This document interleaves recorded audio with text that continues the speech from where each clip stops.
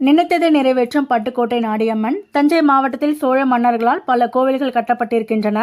சோழர்களை தவிர வேறு சில வழியில் வந்த மன்னர்களும் பல்வேறு ஆலயங்களை அமைத்துள்ளனர். அந்த வழியில் வந்த மராட்டிய மன்னரான சரபோஜி மன்னரால் பட்டுக்கோட்டை நகராட்சியில் கட்டப்பட்டதுதான் பழமையான நாடியம்மன் கோவில். இந்த ஆலயம் சுமார் 400 ஆண்டுகள் பழமையானது. இந்த ஆலயத்தில் அருளும் நாடியம்மன் என்ற பெண் தெய்வத்தை பட்டுக்கோட்டை மற்றும் அதனை சுற்றியுள்ள மக்கள் பல ஆண்டுகளாக வழிபட்டு வருகின்றனர்.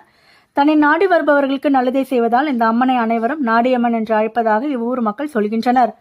1-2 தலைமுறைகளுக்கு முன்பு வரை இந்த பகுதியில் நாடியம்மாள் என்ற பெயர் பலருக்கும் வைக்கப்பட்டிருந்தது. அந்த பெயரும் கூட இந்த அம்மனின் வழியால் ஏற்பட்டதுதான் என்கிறார்கள். இந்த நாடியம்மன் கோவில் உருவானது பற்றிய வரலாறு ஒன்று சொல்லப்படுகிறது. அதை இங்கே பார்க்கலாம். ஒருமுறை தஞ்சை மராட்டிய மன்னரான சரபோஜி மன்னர் காட்டில் வேட்டையாடச் சென்றார். அப்போது குறிப்பிட்ட ஒரு மிருகத்தை துரத்தி கொண்டு சென்ற போது அது பிடிப்பிடாமல் பூக்கு காட்டியது. மன்னனும் விடாமல் அதை நோக்கி ஒரு அம்பை எய்தான். அந்த அம்பு தாக்கிய நிலையில் அந்த மிருகம் அருகில் இருந்த அடர்த்தியான புதருக்குள் போய் ஒளிந்து கொண்டது. தாக்குதலுக்குள்ளான அந்த மிருகம் புதரை விட்டு தப்பிச் செல்ல வாய்ப்பில்லை என்று நினைத்த மன்னன் அந்த புதரை நீக்கினான். அப்போது அந்த புதருக்குள் ரத்தம் ஒழுக அழகிய பிடாரி அம்மன் சிலை ஒன்று தென்பட்டது. அந்த சிலையை எடுத்து வந்த சரபோஜி மன்னன் சிலையை சுத்தம் செய்து பட்டுக்கோட்டை பகுதியில் இருந்து சிவன் கோயில் பிசாரிகளை அழைத்து பிடாரி அம்மனுக்கு என்று தனியாக ஒரு ஆலயத்தை அமைத்து அதில் சிலையை பிரதிஷ்டை செய்தான்.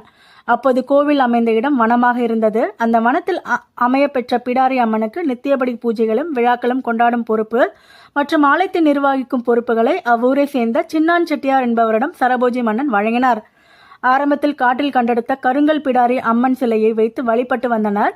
பின்னர் சின்னான் செட்டியாரின் முயற்சியின் காரணமாக பிடாரி அம்மனுக்கு ஐம்பொன் சிலை ஒன்றை வடிவமைக்கப்பட்டு அதை பிரதிஷ்டை செய்து வழிபட தொடங்கினர். இந்த அம்மனே நாளடைவில் நாடி அம்மன் என்ற பெயர் பெற்றது என்று கூறப்படுகிறது.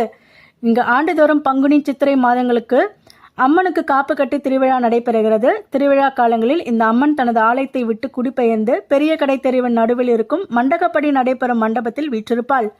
கொடியேறி திருவிழா முடிந்த பிறகு மீண்டும் ஆலயம் திரும்புவாள் என்று என்கிறார்கள். இந்த ஆலயத்தில் நடைபெறும் வரகரசி மாலை, வெண்ணெய் தாழி போன்ற திருவிழாக்கள் சிறப்பானது. இந்த நிகழ்வில் வெண்ணெய் பானையுடன் அம்மன் வீதி உலா வரும்போது பக்தர்கள் பலருக்கும் அம்மனுக்கு பட்டு உடையை சாத்துவார்கள். ஐம்பொன் சிலையானது திருவிழா காலங்களில் மட்டும் மண்டபத்திற்கு கொண்டு வரப்படும். தவிர ஒவ்வொரு நாளும் மாலை நேரங்களில் மண்டகப்படி நடைபெறும். அனைவராலும் வணங்கப்படும் இந்த அம்மன் நினைத்ததை நடத்தி வைக்கும் சக்தி படைத்தவளாக இருக்கிறாள்.